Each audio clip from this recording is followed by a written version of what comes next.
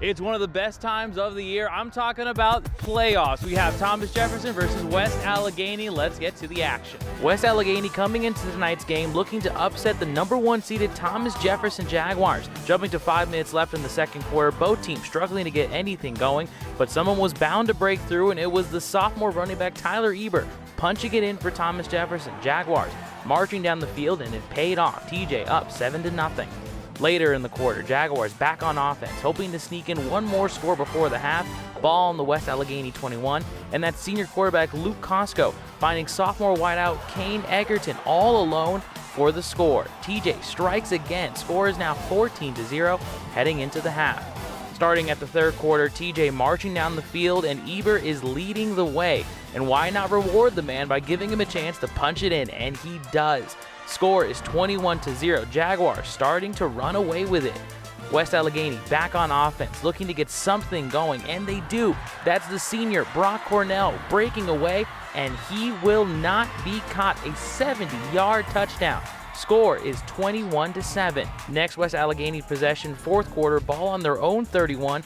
Indians trying to make their comeback a reality, but the Jaguars said not today. That's senior Braden White with the interception. Jaguars back on offense, and after Eber slowly getting TJ down the field, Costco finds who else but the man who made the play of the night on defense. That's Braden White with the 11-yard score.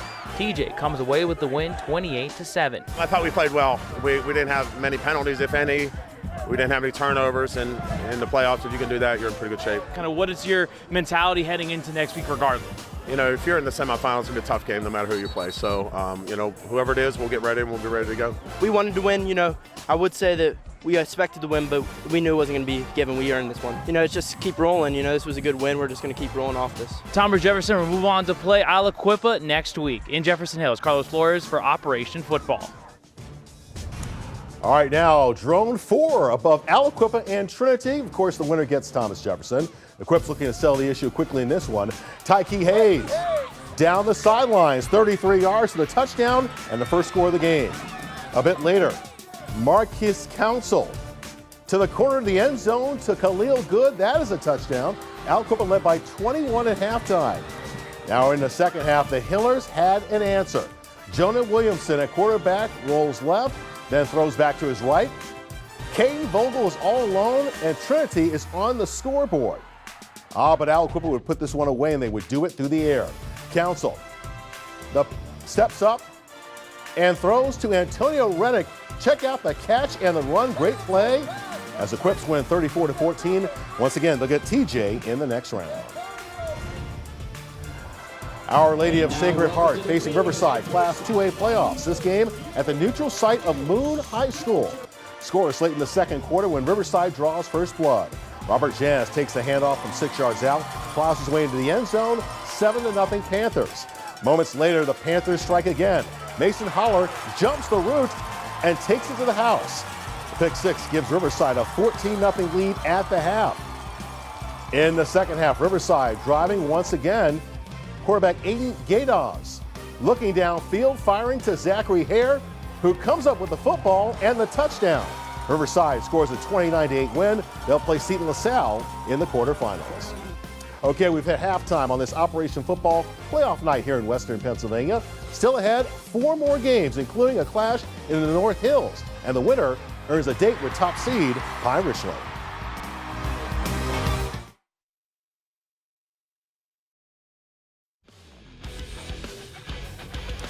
Welcome back to Operation Football. The big schools start the playoffs next Friday. 6A will have North Allegheny against Mount Lebanon and Central Catholic facing Seneca Valley.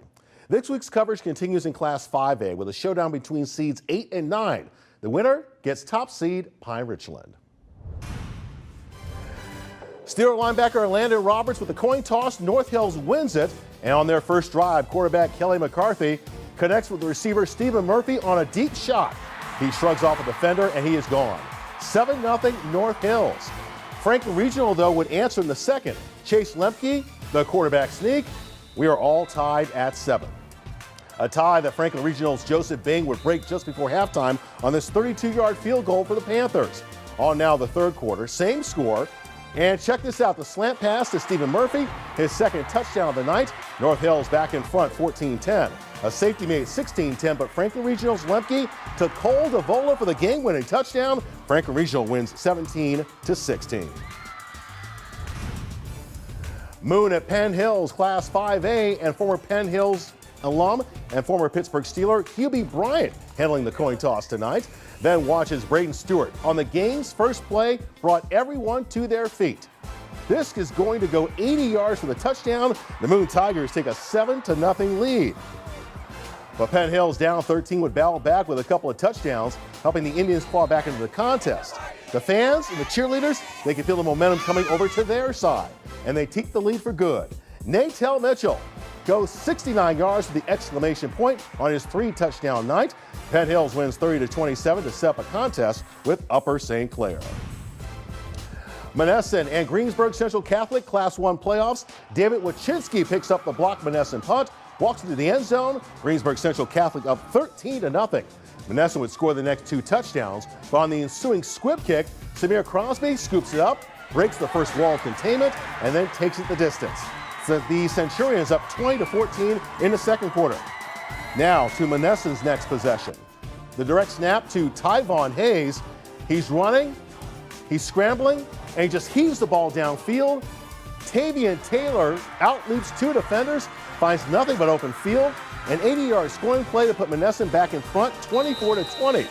Greensburg Central Catholic Samir Crosby says, "Wait, hold my water bottle and watch this." Spins away from trouble, and just before it goes out of bounds, he heaves it downfield. Jackson Loudon, all open by himself, walks in for the touchdown. Greensburg Central Catholic wins 54-38. They'll face Jeanette in the next round. Class 1A Southside Beaver at unbeaten Jefferson Morgan, thanks to Waynesburg University student photojournalist Meg Berry for this action, which began with a forced fumble by Southside Beaver, recovered by Cody Melmauer at the Jefferson Morgan 24. Senior Mateja Pavlich would score, and the visiting Rams go up by 7. The Rockets offense having trouble lifting off. Houston Guessman scrambling. His throw goes right into the hands of Will Morgan. The junior turns it into a pick 6, 14-0 Southside.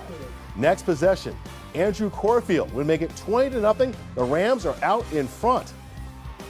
That touchdown run will be followed by another pick 6, this time by Mateja Pavlovich. First meet between these schools goes to Southside 39-30. They'll play Bishop Canevin next week in the quarterfinals. Okay, that does it for the opening round of the playoffs. There's still one more winner-go-home contest. It's called our Play of the Week. This week's 3 outstanding plays and how you can choose the winner.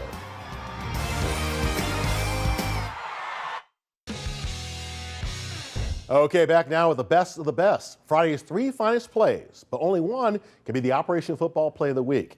How you can choose the winner in just a moment, but first, your 3 nominees. Play number 1, Moon running back Braden Stewart takes the toss. He is off to the races, 80 yards down the field and to the house for a Tiger touchdown on the very first play of the game. Play number 2, Greensburg Central Catholic quarterback Samir Crosby evades the pressure, and before he goes out of bounds, throws it downfield where Jackson Loudon in perfect position to grab it and walks into the end zone for a Greensburg Central Catholic touchdown.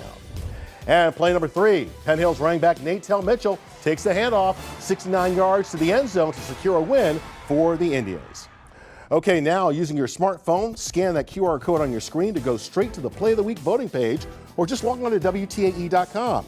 Ashley Iotis will have the winning play Sunday night on Pittsburgh's Action News 4 at 11.